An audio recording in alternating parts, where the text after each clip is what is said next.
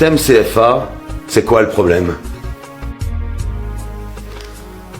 Le franc CFA est la monnaie utilisée par 15 pays d'Afrique, ancienne colonie française. Il est l'un des piliers du système France-Afrique. Il permet à la France de maintenir sa tutelle économique et politique sur ses anciennes colonies et facilite le pillage des ressources de ces pays africains, et ce, jusqu'à aujourd'hui. Sous Macron, le franc CFA a changé de nom. Il s'appelle désormais l'ECO. Mais le mécanisme de prédation reste le même. Le franc CFA est une monnaie créée en 1945 par le général de Gaulle. Au départ, franc CFA signifie franc des colonies françaises d'Afrique. La zone franc englobe 15 pays d'Afrique centrale et d'Afrique de l'Ouest, ainsi que les Comores. Les pays de ces trois zones utilisent des francs distincts qui ne sont pas convertibles entre eux, ce qui ne favorise pas les échanges commerciaux entre ces trois zones. Premier problème. Le franc CFA ne garantit pas le développement des pays concernés. 10 d'entre eux sont encore classés parmi les pays les moins avancés. De plus en plus contestée sur le continent africain, cette monnaie coloniale a fait l'objet d'une réforme en 2019.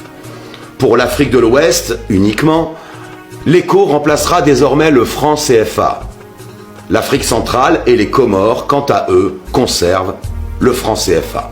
Alors, avec l'ECO, qu'est-ce qui va réellement changer? En réalité, peu de choses. Le ton était annoncé dès le départ.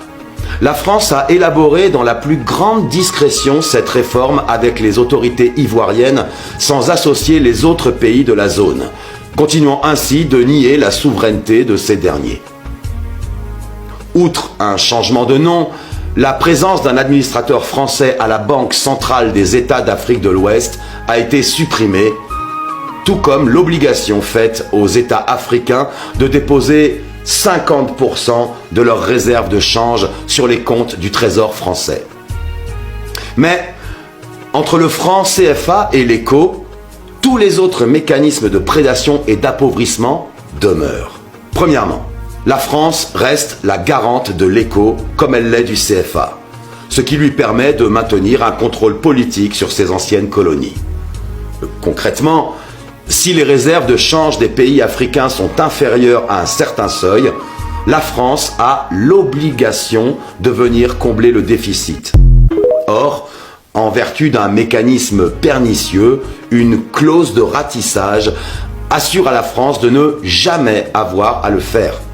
Cette clause implique qu'en cas d'insuffisance des réserves de change, les banques centrales de la zone CFA doivent racheter aux entreprises privées et aux organismes publics toutes les devises, les dollars, les euros, les yuans, etc., etc., etc. C'est seulement après ce ratissage que le Trésor français met les euros à la disposition des banques centrales de la zone CFA, c'est-à-dire jamais. Deuxième mécanisme d'appauvrissement, qui perdure, malgré la réforme. La parité fixe entre l'euro et l'ECO est maintenue. Le taux de change a été décidé en 1999 par le Trésor public français.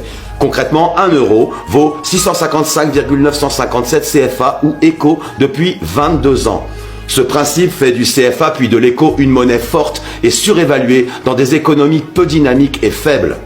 Un problème majeur qui empêche les pays de la zone CFA de commercer avec les pays voisins dont les monnaies sont plus faibles. Par contre, cette parité fixe sécurise les investissements et surtout les rapatriements des bénéfices des entreprises françaises et européennes. Bien joué, non? Elle leur permet également d'acquérir des matières premières à des prix bas et sans courir les risques liés à un taux de change fluctuant. Troisième et dernier mécanisme de prédation, la convertibilité illimitée et le libre transfert sont maintenus. En permettant de convertir directement l'ECO en euros, ce principe sécurise les investissements des entreprises étrangères sur le long terme.